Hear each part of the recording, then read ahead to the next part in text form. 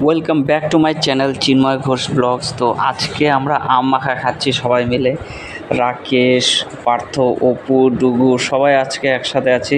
নির্মল দাদাও আসছে। আর এইদিকে রাকেশ লদুকে শরবত খাওয়াবে, মানে খাওয়াবেই।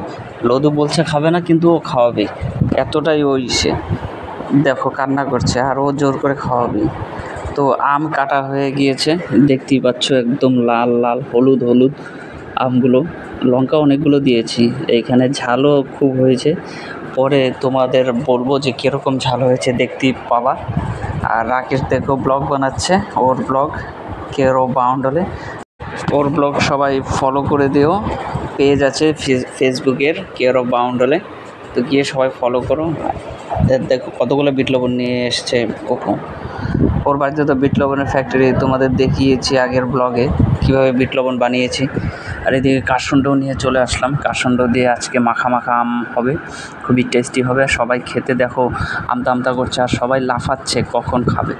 কিন্তু যতই খাওয়া দাওয়া করুক, আমি যতক্ষণ না মাখবো ততক্ষণ ওদের খাওয়া হবে না, কারণ আমার মাখা হচ্ছে খুবই টেস্টি হয়।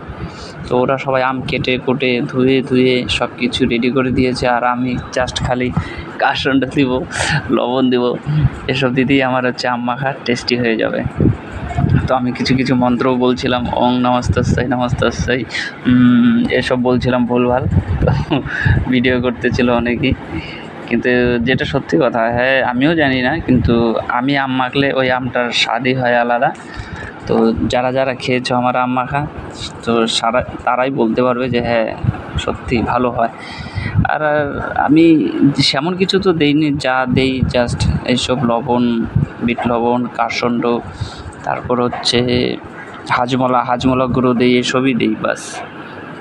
আর আমাদের কেরব দাদা তো দেখো শুয়ে শুয়ে খাচ্ছে আম, কারণ ওর ঝাল লেগেছে, কিন্তু ও বলবে না, চুপ থাকবে। যখনই ওর ঝাল লাগবে তখন ও চুপ হয়ে যাবে আর চুপচাপ খাবে। আর যখন ওর ঝাল লাগবে না তখন ও পটর পটর করে কথা বলতেই থাকবে। এই দেখো এতগুলো আটি, মানে প্রচুর আম মাখা হয়েছিল। দেখতেই পাচ্ছ এখানে 1 2 3 4 ও অনেক আটি আছে, 20টা থেকে 30টার মতন আটি আছে। তো আমি দেখছি না, শুধু আটিই দেখছি। সবাই আমগুলো কুটকুট করে খেয়ে নিয়েছে। তো এখন চলে আসছি আমরা অঞ্চলে। আমার একটা ট্রেড লাইসেন্স বানাতে হবে, একটু দরকারের জন্য, ব্যবসার জন্য। তো অপুকে নিয়ে চলে এসেছি, কারণ অপু ট্রেড লাইসেন্স বানিয়েছিল অঞ্চলে ওর কাকার সাথে। তো আমি ওর সাথে চলে গেলাম ট্রেড লাইসেন্স। আর রাস্তাটা দেখতেই পাচ্ছ খুবই খারাপ। এটা 4 লাইনের রাস্তা হবে এই সাইডে, কিন্তু রাস্তাটা এখনও কাজই হচ্ছে না। ওই কবে থেকে দেখছি রাস্তা এরকম, তো এরকমই। বাইকটা আমার শেষ হয়ে যাচ্ছে, আর অপু আসতেই যাচ্ছিল। এত খারাপ রাস্তা, মানে কি বলবো। কিন্তু খারাপ রাস্তা বেশিটা না, অল্প একটু। তারপরেই দেখলাম যে পাকা রাস্তা না, ঠিক আছে এইদিকে পাকা রাস্তা যেহেতু, কিন্তু পাকা রাস্তা বেশি দূর নয়, এই অঞ্চলের প্রায় 1 কিলোমিটারও নয় পাকা রাস্তা। তো দেখতেই পাচ্ছ অঞ্চলে চলে আসছি। এখানে এখন অঞ্চলটা অনেক সুন্দর করেছে। আগে অঞ্চল শুধু একটাই ঘর ছিল, যে এই বিল্ডিংটা যে দেখতে পাচ্ছ, এটাই শুধু অঞ্চল ঘর ছিল, আর এসব ছিল না কিছু। এখন অনেক কিছু বানাচ্ছে, তো ভালো লাগে। এখানে SBI ব্যাঙ্কও আছে, গ্রামীণ ব্যাঙ্ক, SBI সরি।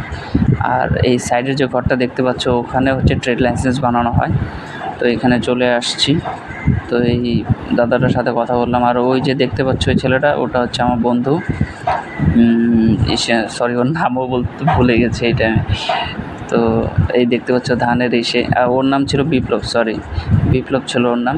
আর এখানে ধান হয়েছে, ধানের রুয়া গেড়েছে, সুন্দর লাগছিল, এর জন্য একটু তোমাদের দেখালাম। তো কম্পিউটারে দেখতেই পাচ্ছ আমার ডকুমেন্টস ফিল আপ করছিল দাদাটা। তো ডাউনলোডিং হচ্ছে, তো বেশি টাইম লাগেনি, আধা ঘন্টাও টাইম লেগেছে। তো এই যে দেখছো আমি ট্রেড লাইসেন্স বানিয়ে নিয়েছি।